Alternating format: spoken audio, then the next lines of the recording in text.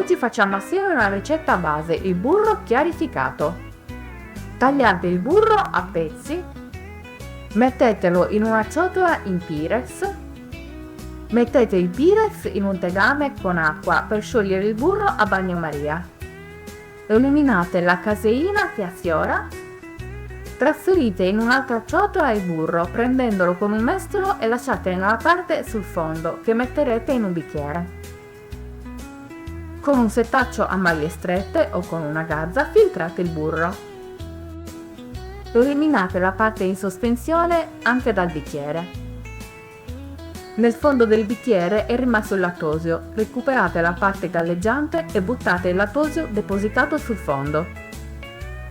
Eliminate eventuali residui in sospensione e lasciate raffreddare. Il vostro burro chiarificato è pronto per le vostre ricette.